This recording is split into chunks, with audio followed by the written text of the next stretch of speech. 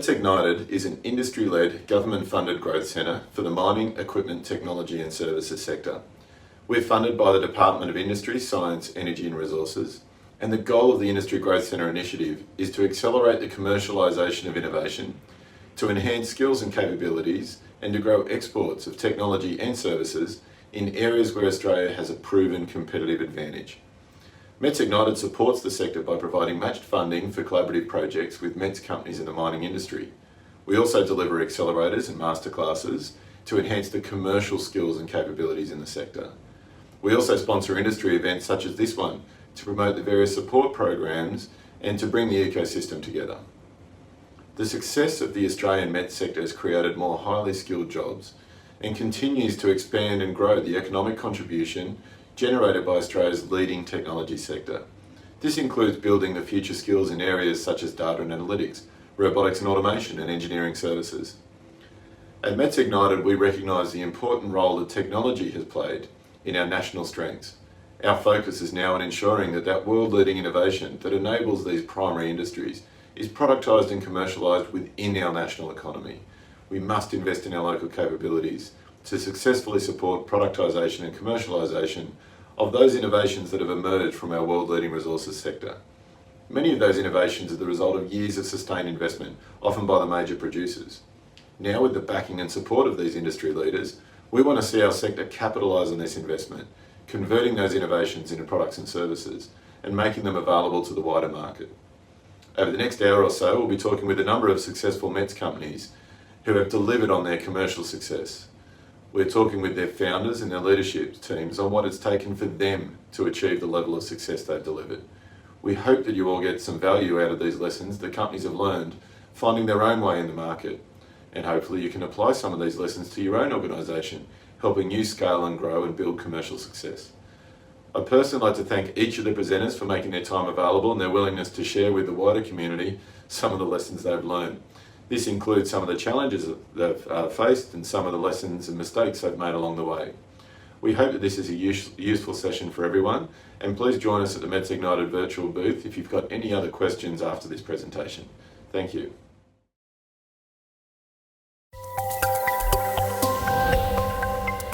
Hi, I'm Adrian Beard from METS Ignited, and I'm pleased to be joined with Jens, the Chief Executive Officer of Blast Movement Technology.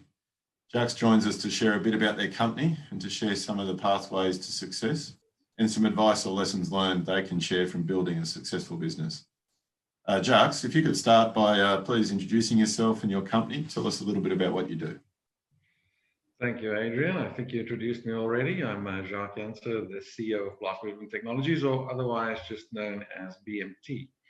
So we have a uniquely patented solution where we use uniquely patented sensors that we plant in a blast, in an open pit mine, and we put them in dedicated holes and we take their 3D position in space. And then after the blast, we go back to the blast area and we determine their new location, so their new 3D position in space. That delivers a 3D vector that we then load into our software, and our software then uses a clever algorithm to show how the blast has moved, but more importantly, how the ore has moved during the blast. And so our output to our customer is essentially a new dig plan, so that they can dig less and gain more ore, because what we do by doing this is we prevent ore loss, we prevent dilution, is where you send waste to the mill, and we avoid misclassification, which is just saying that if you think it's one type of ore and it's actually something different, we help you to classify that correctly. So basically we have this very clever hardware solution combined with a software solution where we just show the miners where to dig to maximize their ore yield. Right, that's very interesting. What do you feel has been some of the contributing factors to the success of your organisation? Well, about 5 years ago, the company was bought from the founders by a private equity company when the product was sort of commercialized, but the aim was then to not just commercialize further, but to, as we call it, globalize. So at that point in time, we had one office here in Brisbane in Australia, and we serviced 60 customers around the globe. And we decided at that point to globalize. What we needed to do is to go where our customers were. And today we've gone from those 60 customers to 140 customers in 42 countries. We've established offices in North America, South America, Africa, and in Russia. And basically, we went to where our customers were. That was what we set out to do. And in that process, in the last 5 years, we've actually managed to triple our revenue in a 4-year period. So basically, at the time that the private equity company bought the business, they funded that growth plan, and that's what we set out to do. Anything you tried in the growth plan that didn't work? Any misses or opportunities lost? Yes, I mean, the way we decided to do that was to say, instead of going with a distributor model or finding agents or so, we decided that we would create a local legal entity where our customers were, and then employ our own staff and invest in the region in that way. And as you can imagine, trying to recruit people and employees in cultures, and I'm talking about how people behave, but also different business cultures in those countries, proved troublesome. So, we had a few of those that went wrong. And as I said to my board at the time, this is the plan we set out to do, but we have to be prepared to get it wrong. And so we did. What we learned from that was that we needed a more rigorous process for recruitment. And we have over time developed a recruitment methodology where we now can, with ease, recruit for culture, and have been very successful doing so in the last 3 years. Wow. Okay. What support did you seek for growing your business? And I guess as part of that, what advice or suggestions would you give other METS companies looking to grow as you have? Is to get involved with local industry forums, or even local government forums, very importantly so. And also, as I'm speaking to you, I can call out METS Ignited. I think one of the really important things along this journey for us was to participate in your collaboration workshops. We found that very, very useful, where we met similar technologists and CEOs and other leaders in the METS industry. It was very helpful for me, especially when we decided to move into Russia. And I suddenly found that my own studies led me nowhere fast, but then getting in contact with those that I've met on the collaboration workshops led me to asking them for advice on how they went into Russia, what worked for them, what didn't work for them, to then solidify our plan moving into Russia. And today, Russia is one of our growth sectors where we are very successful. We often find that small, innovative technology companies in the METS sector often exist of the founders, and the leadership team are usually technologists. And this is also how BMT started off. But I would highly advise that if you want to go global and go big, that you start thinking about what your A team looks like. What BMT did as part of the plan to grow was to appoint a sales professional and started employing world-class, world-leading sales methodologies. And although we were only 8 or 10 employees at the time, we decided that was a crucial step for our business. The next thing we did is we employed an R&D manager to assist the technologists on thinking about the years ahead. What should the roadmap for technology look like by people that do it as a profession? Following that, we appointed a marketing manager, which took us to the digital platforms and getting us known out there. So when we had 60 customers, it was really the early adopters that bought our solution. But today, we're actually the standard for grade control in open cut gold mines.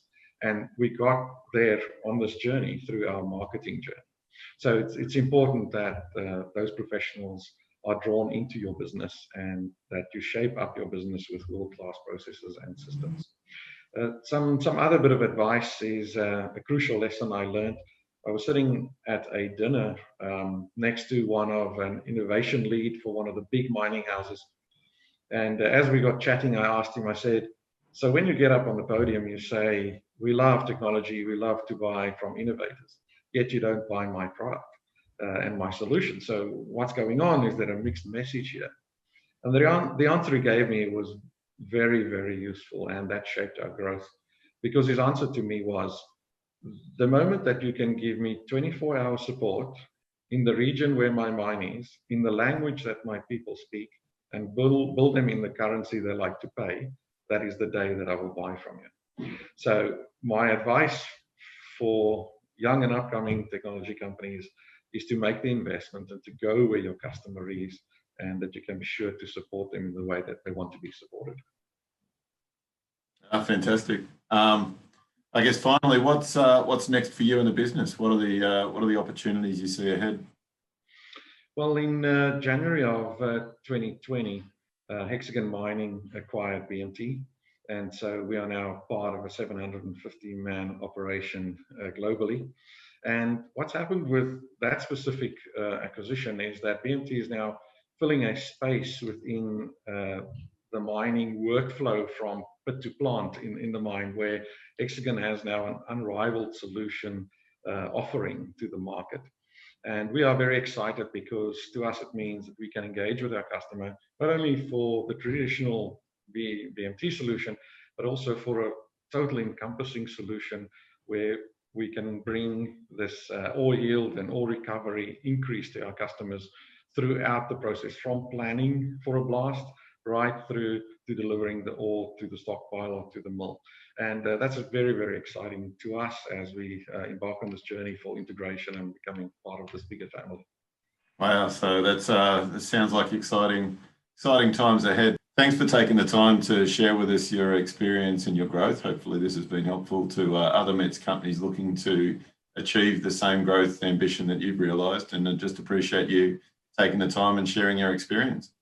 Thank you very much, Adrian.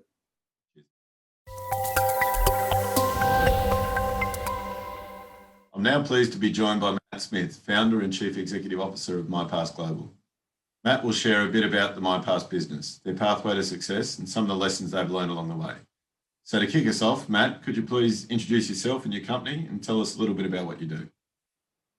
Thanks, Adrian, and thanks to METS Ignited and IMARC for hosting us and having us on the program. So, yeah, as you mentioned, my name's Matt Smith, so CEO of MyPass Global, and I'm fortunate to be leading a team of 37 passionate people who have built technology with the aim of creating safer and more connected communities in highly regulated sectors. So we're doing this through a mobile-first approach to empowering frontline workers to manage training and competency information and to prevent compliance gaps.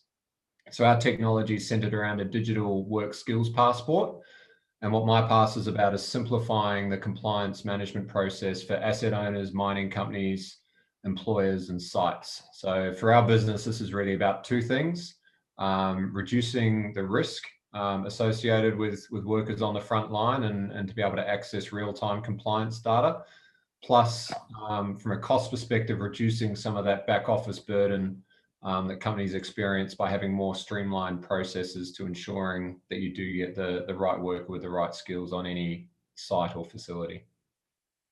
What do you think are some of the contributing factors to the success of your organisation so far? Yeah, look, I thought about this, and there's sort of three key things that I think are key from our side. The first and foremost is having a strong, solid product market fit, really identifying a key pain point from the sector or sectors that hasn't been solved yet, and through constant iteration and experimentation, coming up with a fit-for-purpose solution to really simplify, standardize, and facilitate that industry collaboration and sharing. So that's the first one. A second one has definitely been to have a strong team. Obviously, you're only as good as the people around you, and it's definitely been a team effort to get to this point. I'm sort of proud to say that person for person, everyone's very much exceptional at what they do in our business, and we'll build a really strong culture around that as well, and that includes having great advisors and mentors around me.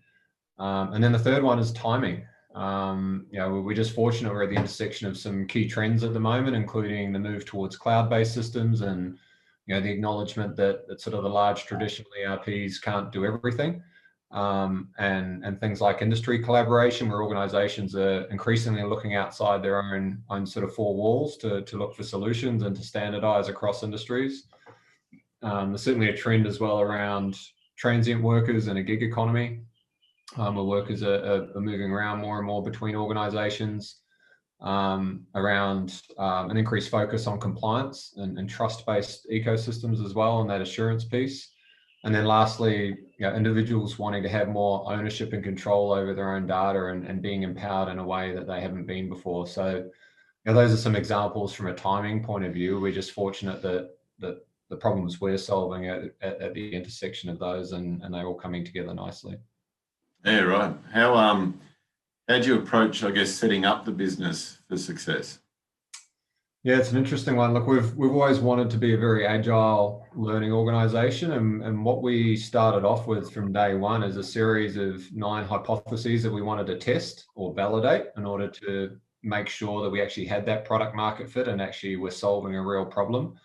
And some of those were around, the assumption that an individual would want to log into their own portal or their own passport and self-maintain their quals and things like that. And so we went through a very systematic process of validating and ticking off those hypotheses before we kind of went to the next stage of, tipping in more money or building the next layer or investing further. And so that was sort of a key aspect, is that experimental method and trying to be agile with that. And then also from the outset, acknowledging that we're starting small and managing that cash burn and very much bootstrap the business in the early years. But from the outset, I wanted to set up the framework of the business in a way that facilitated growth. So I made sure I had really capable people I'd worked with before that started off on a contract basis part-time and headed up the various divisions of the business, and then slowly either made those people full-time or brought in people that were full-time and built the teams underneath them. So we weren't sort of scrambling, I guess, to form an organization as we went. We kind of set up the framework, I guess, to scale and grow and be successful from there. And then also acknowledging that I hadn't been on this journey before of being sort of an entrepreneur of a business of this nature, is surrounding myself with people who had and mentors and advisors who'd walked this path before and been part of multiple startups or technology businesses or from the sector. And then wrapping around that was also accessing the available programs, which includes like the R&D tax incentive, the industry growth centers, Austrade, etc. Those have all helped us immensely in terms of getting us through that valley of death and into a position where we can keep going through to the next phase. Anything you tried that didn't go to plan? Yeah, plenty of things. One thing I found is building a business is a good way to keep yourself humble, that's for sure. So plenty of things that didn't work. I mean, some examples are sort of at one stage in the early days, completely outsourced the software development to an independent third party, and that came with a lot of challenges, and my naivety sort of kicked in there and didn't realize that there was some fundamental sort of control issues there with the way that was getting set up. I started with a co-founder who left the business after the first year, and he was a developer.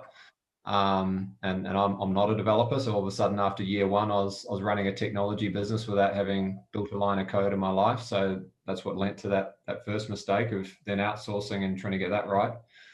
I also made the mistake of trying to go for some really big fish early on, and the sales cycles involved with those. So one big mining company in particular was best part of 2 years spent getting to the point of a purchase order, all agreed going forward, and met with 24 sort of senior executives in that company, but one person in procurement stopped it at the final stage. So you end up with nothing after 2 years of kind of putting all my bets on one horse. So that was another one as well, trying to get the right type of organization that has that adaptability quotient that can engage. And then some other ones around the people side too. I've made the mistake of hiring too fast and going with people I knew rather than going through a proper process of screening and benchmarking against a wide range of people and getting specialist expertise in to help me with that. So lots of battle stories, lots of time on the knees and bucket loads of grit, I guess, to come through, because it certainly doesn't happen overnight. No, it definitely doesn't. What support did you seek for growing your business, and what advice, I guess, or suggestions would you have for other METS companies or technology companies that are looking to grow? Yeah, so we sought as much support as we could, and I encourage all companies to do that, you know. So I mentioned earlier the R&D tax incentive, you know, because we're bringing new to market technology and we've invested heavily in R&D over the last 7 years. We've you know, taken advantage of that program and continue to invest in that. So that's been really helpful from a cash flow point of view. The Accelerating Commercialization Program, we've been fortunate to have received 3 grants since 2013, and they've really helped us get through that valley of death. And when we received our first grant in 2013, we had 2 staff. Now we've got 37 and growing. So it's really helped us get through that.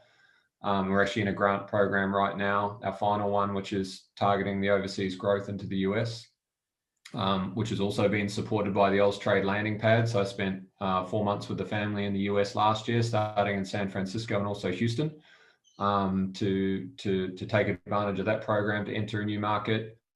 Also the EMDG program, Export Market Development Grant, which has really helped with that US targeting as well. The industry growth centers have been really key as well, of which METS is a part of, and we've been working obviously with METS Ignited in recent times, and also initially with NERA. So you know, we're fortunate to be the recipient of several innovation vouchers and co-funded projects through NERA, as well as overseas campaigns too. So there's kind of been a full kind of spectrum there, and even recently partnering with the state government, with Victorian Department of Health Services for their We Volunteer project, and mobilising volunteers to help vulnerable Victorians for COVID. So, you know, I guess when I kind of retrospectively look at it, we've kind of tried to access every program at the right stage of our journey, and it's helped us significantly, you know, right through to the US expansion side. And finally, what's next for you and your business, and what do you see as the opportunities ahead? Yeah, so look, our vision as a business is to create safe, agile, and connected communities. So part of our vision is taking the core of our platform, which is that digital work skills passport, that portable credentialing component, and applying that across other sectors and industries. So we're very much you know, intent on building upon the base we've already got in the resources sector, and also on the heavy industrial side, and apply that to volunteering and aged care, and actually allow that individual to use the same digital passport, digital wallet to move between multiple facets of their work and volunteering and personal life. So that's a key focus, as well as what I mentioned before around starting to stretch our legs overseas as well. So we're on the cusp of some engagements with a couple of the super majors out of Houston in the US. So we're focusing initially on the US energy sector. Obviously, the timing's not the best there in terms of going full throttle in the US. So we're sort of keeping that dialogue moving along for the right time, but certainly starting to replicate the model that's been successful here in terms of creating that credentialing ecosystem that we know has applicability, not just sector by sector, but geography by geography. So, you know, we've certainly got ambitions to be a substantial global business, and if we execute the strategy well, we've got every belief that we can get there. Oh, that's great. No, thanks, mate. I appreciate that, and I'm sure that there's a lot of useful advice for many of the METS companies emerging out of the sector. So thanks for your time. No, thanks, Adrian. Thanks for having us.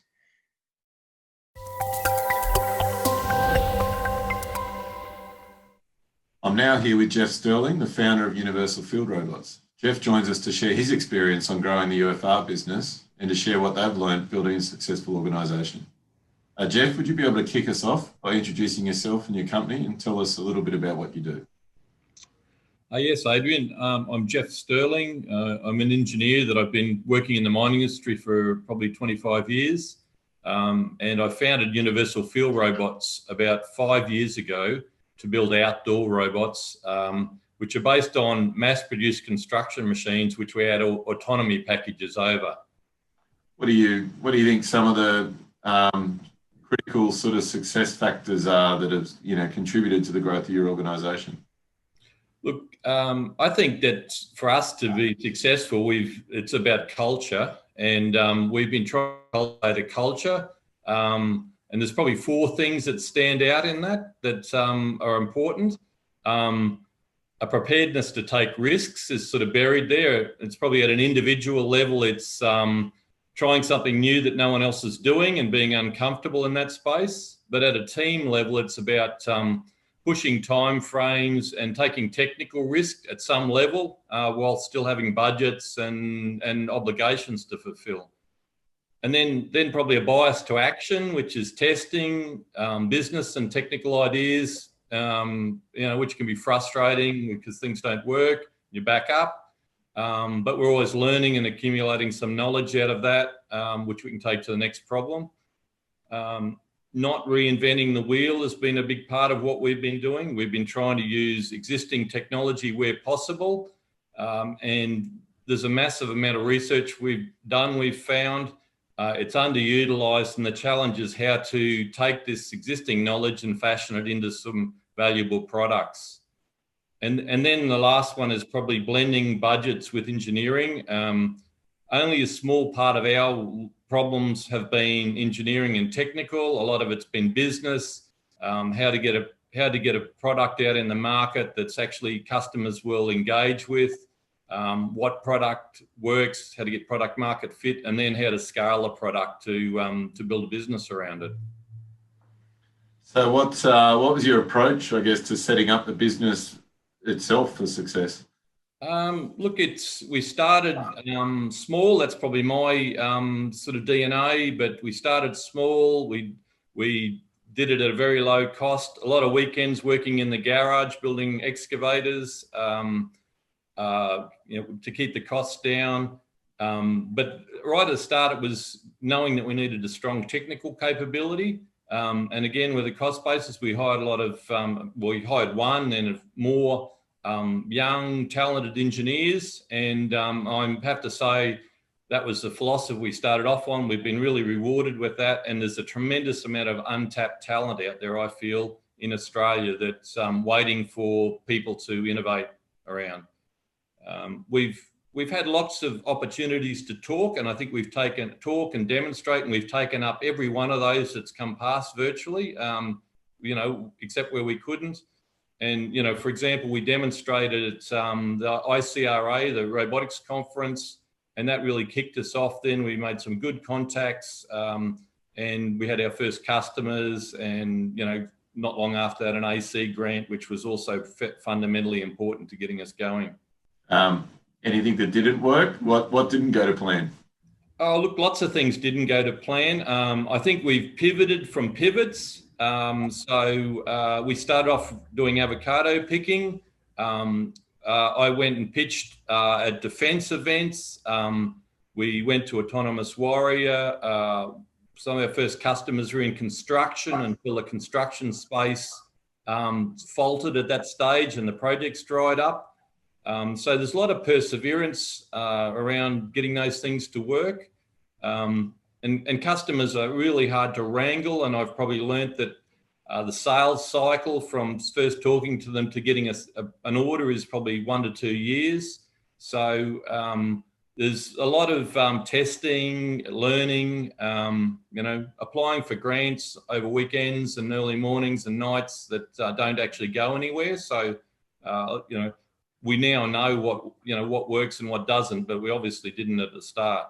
So what support services, I guess, has your business utilised, and what advice would you give to other METS companies looking to grow? Look, we're a spin out from my engineering company that I'd been running, a services engineering company that I'd been running for 25 years. And so we were able to squeeze some goodness out of that and to start the business off.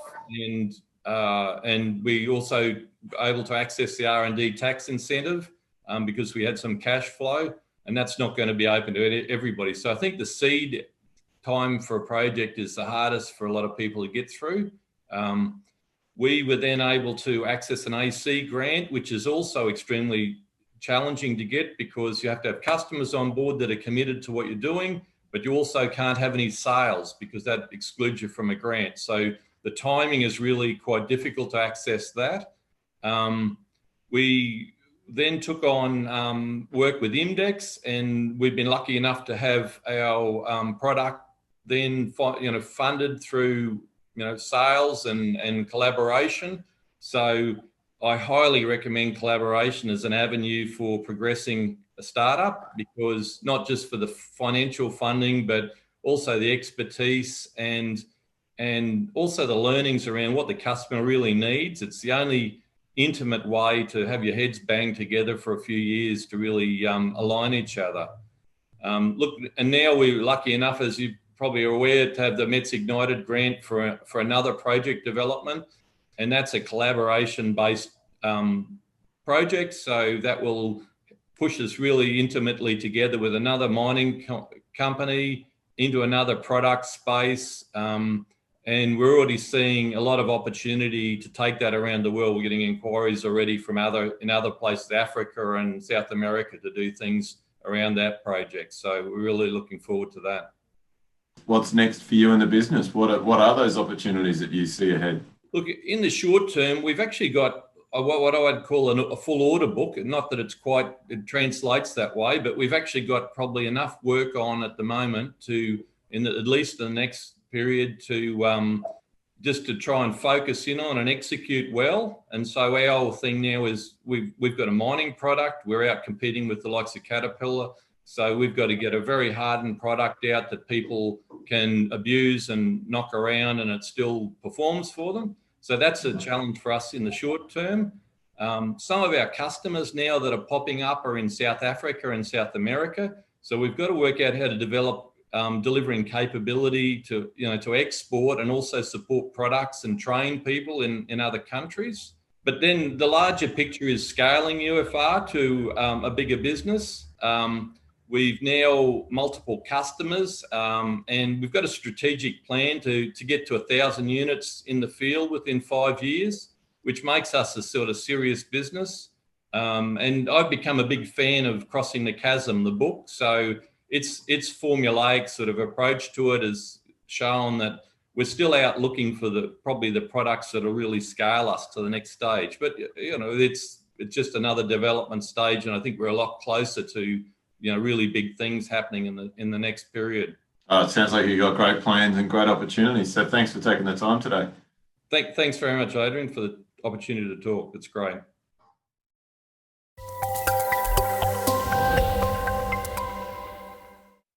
I'm here with Peter Strobus, who's the Business Director for Process IQ.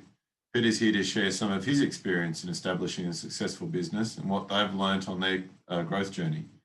So Peter, could you tell us about yourself and what Process IQ does?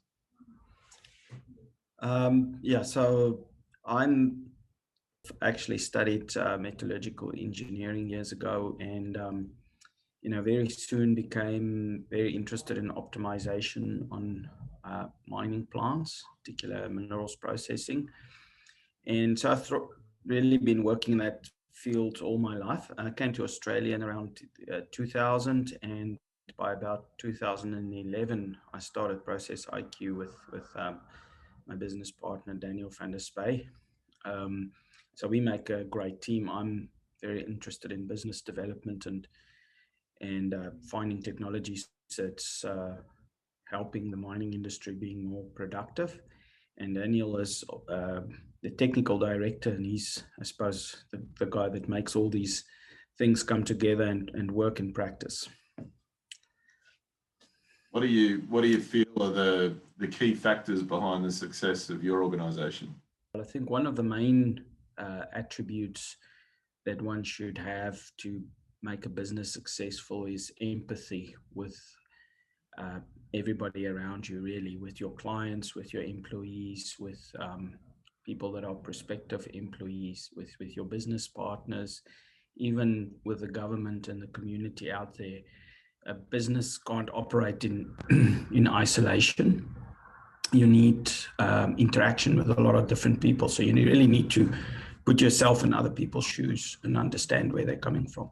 When you're in business, you should really not be afraid of any specific discipline. Make sure you're all over everything and have an understanding. If people talk about your accounts or your marketing or your sales or technical aspects, you really need to understand things and always have a beginner's attitude. Don't think you know everything. Always assume you've got something to learn from other people, and never think there's areas that's beyond you. You really need to understand everything because it's your business. You can't just blindly rely on other people to to give you advice, you really need to understand what you get into. But you also have to be careful what sort of advice you take. Everybody has an opinion. You can't just blindly follow advice of people that are not invested in your business. So is there anything you've tried that didn't go to plan or didn't work? Oh, lots of things. That's happened all the time. You know, from small things where we try different approaches to sales and marketing all the time. We've tried different products. Some of it we initially started off with and persisted for years with. Others we've you know, very quickly got out of. And there's just a many different factors why things are not going to work in a business. So you need to be able to pivot and change your mind and change things, and don't think about the historical cost that you've invested in time and cost into a certain direction or a certain product. That's in the past. So you always need to look forward. You know, we've for example, at one point started a business that, you know, in retrospect actually looks a bit silly, but we were going to import grinding media to Australia. We didn't actually know right at that time when we started that the government has put on anti-dumping laws against Chinese products. And so that stopped the thing in its tracks. And I suppose it's one of the things we tried. But, you know, you do these things sometimes, and, you know, you've just got to learn from your mistakes and move forward. What support services has your business utilised, and I guess from that, what advice would you give to other METS companies that are looking to grow? Yeah, so we've actually been very active in exploring what support services are available. I think we're extremely fortunate to be in Australia and have a tremendous amount of government support for entrepreneurial businesses. So I actually only realized that it's too late in my, not too late, it's never too late, but, you know, I realized quite late, you know, what a tremendous amount of support services there are. So initially, one of the first things we did is we went on a one-day free seminar for digital transformations through METS Ignited. And, you know, at the time I didn't take it very seriously. I was just like, okay, fine, this is a free thing. Let's just go and take a day off at, I think it was close to Curtin University, and just listen what these guys have to say, you know, and went in with a very open mind. And that sort of was very transformational for our business, because it was both me and our technical director. And that it really formed a vision for us about where things are going in the future. And that meant we were well positioned to take quick action when we saw the right opportunities come our way. So then after that, we started really digging in and looking even at things like funding and consulting services through the Entrepreneurs Program that was available. And that all, I suppose, led to the collaboration and the new joint venture that we started with IQ. And we also accessed funding from METS Ignited, which was basically like an accelerated commercialization and collaboration funding. And that was transformational for that business. That business now well up and running.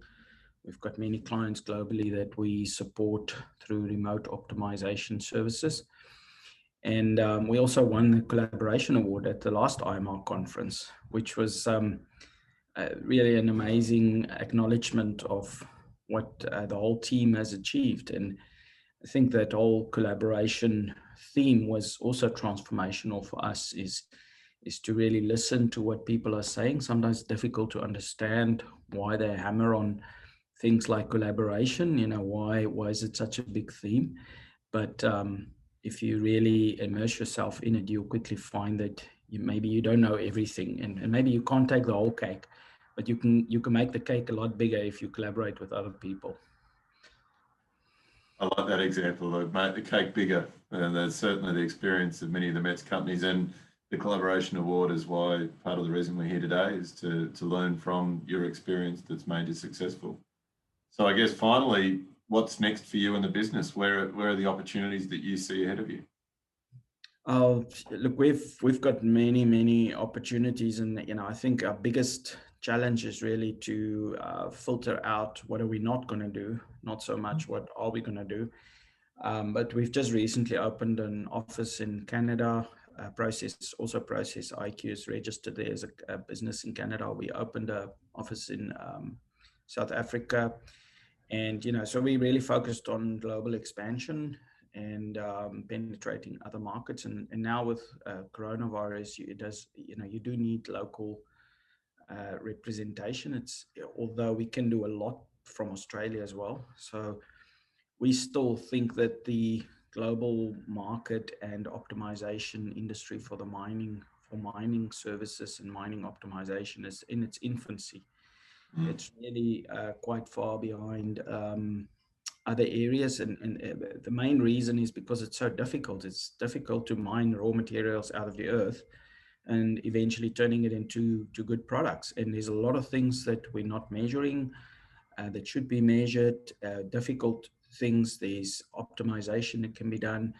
So yes, we're looking at things like acquisitions of other companies as well to look at online measurement equipment.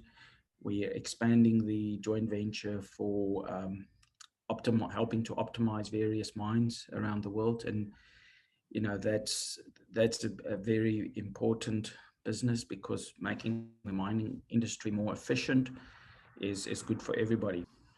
No, look, Peter, thank you for your time, and that's a great example. And I think there's a few key lessons there. That collaboration is certainly key and a key recipe for success for all the companies like yours that we see go on to become very successful and internationally focused. So thank you very much for your time and your insight. We really appreciate it.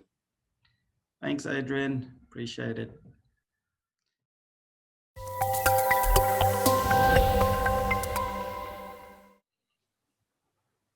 I'm now pleased to be joined by Gerald Whittle from Whittle Consulting, who has been challenging conventional thinking in the resources sector for over 20 years. Could you please introduce yourself and your company and tell us a little bit about what you do? Thanks, Adrian. So the Whittle business started 36 years ago now. My father, Jeff Whittle, wrote the Whittle pit optimization software, and it's become an industry standard. Any geologist or mining engineer would know that. Since 1999, I've been running Whittle Consulting. So my father was working on a new technology, the Proba suite of software, which is much more comprehensive in terms of the scope and the scale of the modeling. So we model we're a consulting business, but we use the Proba software in-house. It's very powerful. It runs on multiple computers, so it's very scalable. We make bigger and bigger and more complex models. We just run more computers. We have 120 in our office, and we rent servers in Helsinki. That's the cheapest place in the world to do data processing because of the cheap energy and the cold temperature. So our approach to strategic planning, integrated strategic planning for mining companies. So it requires cross-functional collaboration, all parts of the value chain, all time periods. That's what makes mining particularly complicated to model and optimize, and ultimately all stakeholders. We approach it by making a single model of the whole system. So from the resource model, the block model, the pits and underground, the mining systems, the plants, JK SimMet model, logistics model, commercial model, financial model, integrated into one model. A byproduct of that is it's actually an audit and a check. So it's worth it for assurance purposes, because it's inherent in large companies in particular that lots of data in lots of different systems run in different organizational silos. The likelihood of some errors or at least inconsistencies creeping in is quite high. So until it adds up in our system, within 0.25% of the NPV, then either our model's still wrong and we've got to fix it, or actually the underlying data and systems and models of the company are not correct. But then we use a technique called activity-based costing and theory of constraints to model the system and the behavior of the costs and the physical properties in a lot more detail than most people do for strategic planning purposes. We focus on dollars per bottleneck unit. So we're mining money, but it's not dollars per ton, it's dollars per the constraint in the system. And it's quite a comprehensive and convoluted process, but we end up with pits, phases, underground, mine schedule, cut-off, stockpiling, blending, grind throughput recovery, mass pull to concentrate, product specification, logistics solutions, et cetera, all on a dollars per bottleneck unit basis. The primary objective is MPV, early cash flow, and we're typically getting 20, 40, 60, 80, 1 in 5 times, close to 100% increase in MPV from exactly the same data, exactly the same constraints, the same assumptions. And then we'll change those and run a lot of scenarios, but just back-to-back comparison, can be quite spectacular. Wow. Yeah, I mean, it's such a complex area. What do you think's been some of the contributing factors to your success as an organisation? Well, look, no doubt having access to this software. My father's been, is the leader in this area for optimization software. So me being the driver of this, and I take no credit for developing it, gives us the freedom to do the calculations that most people get the issue, but they just cannot do the calculations. It is that complicated. Even conventional mathematics can't solve it. And it gives us the edge. Now you've got to couple that with, I guess, I'll call it pig-headed lateral thinking. We've got no respect for common thinking. The paradigms in this organization, humans are good at solving complex problems in the world by using mental models. We just challenge all of those. Very, very disrespectful, I have to say, and quite unsettling for some people. So some complete lateral thinking, it may be radically different. This is not for the faint-hearted, but that mental attitude combined with the high analytical and computing power shows opportunities that most people don't even see, don't even realize is there. Wow. And I guess, how did you approach setting up your business for success? I mean, you're challenging thinking, so it must be an interesting business model. It is. So we actually, and I personally spend a lot of my time running this 2-day seminar. It used to be called the Money Mining Seminar. It's now called the Integrated Strategic Planning Seminar, because it's not just about the money, it's about other stakeholders as well. And I spend most of my life doing that the last 10 years, run it 25 times a year. We've had 4,500 people through this seminar. Now, we're not a training seminar business, but it's absolutely key. Particularly if you want to do something different, you need that mental alignment up front. Now, if you want someone to change the way they've gone about their job for the last 10 or 20 years in some cases, that's going to take some discussion. That is not a 45-minute presentation, because the outcome can be quite different. We're not maximizing utilization of the trucks and the fleet. We're not maximizing recoveries. We're not necessarily maximizing the life of the mine, although we often extend it. And a lot of these things are counterintuitive to the conventional silo-based approach. And how do we drive the business forward is talk about the concepts, because I think once people get the logic and they see they get it, it makes such absolute perfect sense. It becomes quite compelling. But to try and sell them a service and they don't know why they're wanting to do it, and then when you give them some examples, it looks quite odd because it doesn't fit with their concept of how you should run a mining company. And then even if you do get the purchase order and get to do the work, the wheels fall off because they start getting stressed when they see the odd results. So that mental alignment up front as part of the selling process and part of the actual implementation is absolutely key. And I know, and many of the people watching have been hammered by our emails. Please come to the seminar. We're not a seminar business, but that's the starting point. Wow. Anything you tried that didn't go to plan, and what did you learn from those challenges, mistakes, or missed opportunities?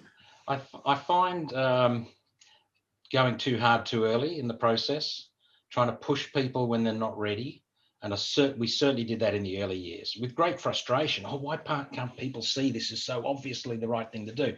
And look, a lot of the METS out there are early adopters and innovators who will have that same frustration. You can't push people faster than they're ready to go. You've got to allow them the time. This being more patient, being willing to explain to people, let them vent their concerns and ask their questions and just calmly answer them, not try and squeeze them. I think that's what we've learned, and that's what we didn't do very well in the first 10 years or so. We just expect people to see the obvious, and it's not actually obvious. And when the obvious clashes with their own paradigms, that's when you're just going to build resistance and tailoring your message to their needs, not your needs, and giving them the time to think through it. And also recognizing that there's a whole bunch of people down the tail end of the adoption curve. They're not going to do anything new. Yeah, right. I'm sure. I mean, change management is such a tough tough area to play in, and you're really doing fundamental change. That becomes the challenge. Yeah, the mathematics and the modelling and the rest of it, and the technical side is actually the easy bit. Yeah. What did you like? What support did you seek in growing your business, or advice to other METS companies who are looking to grow? Look, in the formal sense, we used Export Market Development Grant for many years. We exhausted our 6 or 7 years or whatever the limit is. We used the research and development tax benefits, which is very useful in funding, providing funding while we were developing some of these techniques and making a loss. Once you start making a profit, that's less interesting. Yep. So we're not doing that now, but we're past that. So we use those sorts of things. We, through METS Ignited, had some coaching and advice. We went through one of your formal programs in terms of helping drive the business, which was very good, I have to say. There was a number of points came out of that we did adopt about our marketing push, mostly to do with marketing, not the technicalities of the business. And it helped a lot. So I recommend that to anybody. And you know, we're all human. We know what we know, and we don't know what we don't know. And particularly running a business, all of a sudden you've got so many angles to the business that you know, we're not all expert in all of these things. You probably are by the time you retire, but not when you start out. So being open to suggestion, being open to advice, and we took that advice, and it's made a big difference, I have to say. Yeah, we often find that ourselves. It's often not the technical solution that's the challenge. It's the commercialization and the pathways around marketing and areas that aren't natural. But the technicals, frankly, is the easy. It's not the easy bit. It's the difficult bit. But most METs are there because they've got the technical solution. And the big question is, well, now what are you going to do with it? The question is, you've got to communicate your message. You've got to present yourself in a logical way. You do need administration and so forth and things like that, which was never our problem. And there's no single way of doing that. So getting some advice and getting some support in that has certainly been instrumental for us. I think the way Whittle Consulting presents itself to the market now is much better than what we were doing even 5 years ago, let alone 15 years ago. There's no. And so what's next for Whittle Consulting? Like where to from here? Well, one thing we've been doing in a commercial sense, and I understand not all METs can do this, but we can, is something I like a lot. Well, two things. One is for junior mining companies, we're working for equity. Our input into a life of mine plan is particularly useful in a pre-feas or a feasibility study stage. We do a lot of work for operations, probably half our work for operations.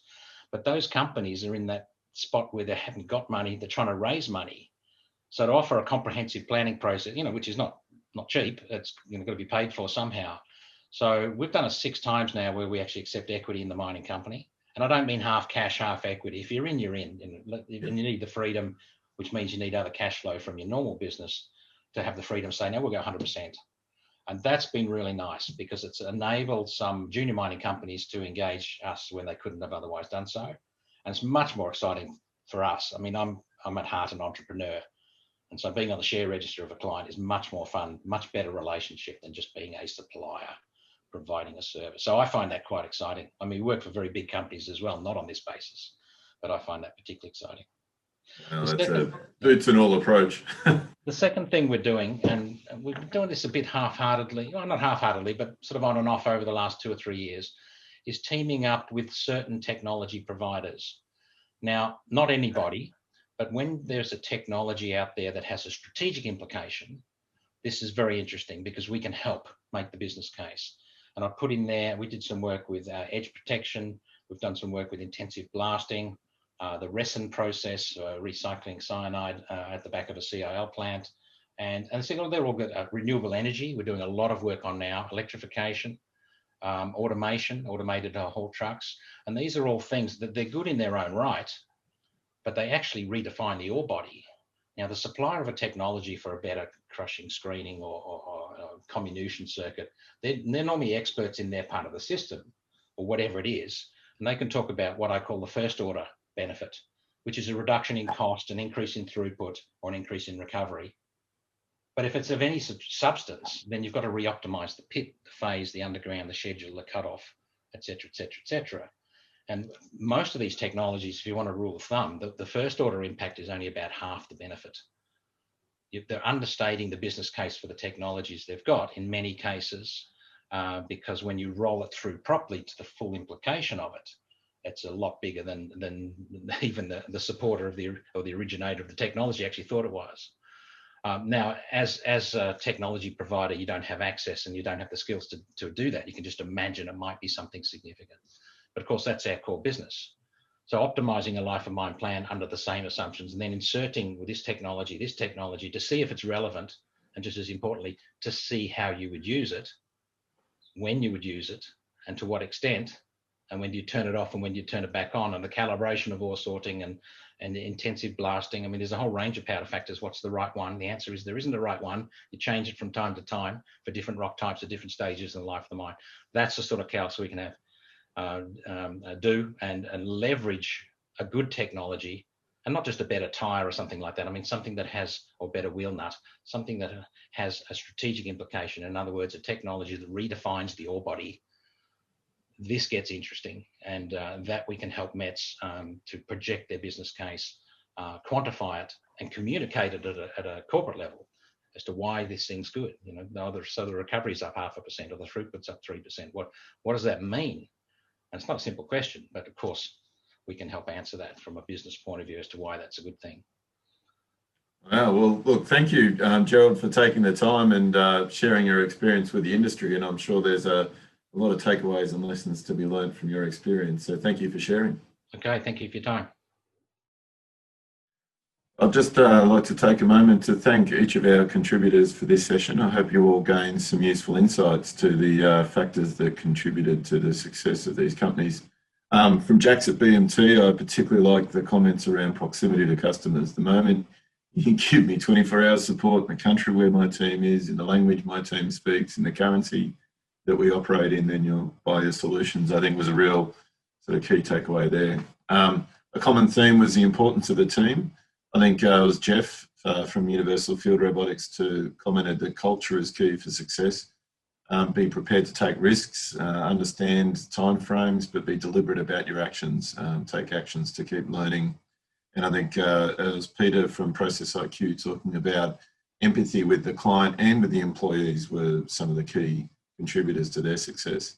I think in terms of the challenges, scaling isn't easy. And you need to recruit for culture when you're entering new markets, not just your own company culture, but the business culture and the environment you're operating in, understand the way those local economies work. It was interesting to hear Matt's comments around outsourcing on the early days of starting up MyPass. You know, particularly if you don't have a core skill set in an area, outsourcing can be a challenge. And I guess Jeff at UFR talked about sales cycles and just be ready for, you know, what are long sales cycles as you develop and grow your technologies and innovation. In terms of advice, I think it was Gerald from Whittle Consulting. I liked his comments about just being open to advice. You can't be an expert in all things. So get expertise, get advice from experts in other areas of your business, other aspects of your business, like sales, like marketing, like R&D. And I think Jax made a similar comment at the beginning of his discussion around the importance of access to knowledgeable industry experts that don't necessarily need to be involved in everyday business, but get involved in your local industry forums, get involved in the local government, collaboration opportunities. Collaboration forums allowed him to learn different aspects of the business and I guess gain different perspective from customers. And Jeff from UFR made a similar comment. You know, collaboration is not just for funding, but it's for expertise, and it provides different customer perspectives. A key driver for success for them was collaborating with different companies, so understanding the customer from those different perspectives. And I think finally, Matt's comments around use everything you can find. There is a lot of support out there. Take the time to find what supports services there are for your organisation and use them all. That's what they're there for. And we certainly obviously advocate that as METS Ignited, but there are a lot of other programs, not just us, that are out there to help businesses scale and grow. So, you know, hopefully this was useful to everyone. Some opportunities to learn from some award-winning businesses and what they've done to achieve success. And hopefully we can apply these learnings to other technology companies in the METS sector that are working with the mining and resources industry so that we can scale and grow the sector. So thanks for your time. And I hope this was useful, and please come and join us again, as I said, at the METS Ignited virtual booth, where we'd be happy to talk to you and answer any other questions and see if we can find you the support your business needs. Thank you, and enjoy the rest of the conference.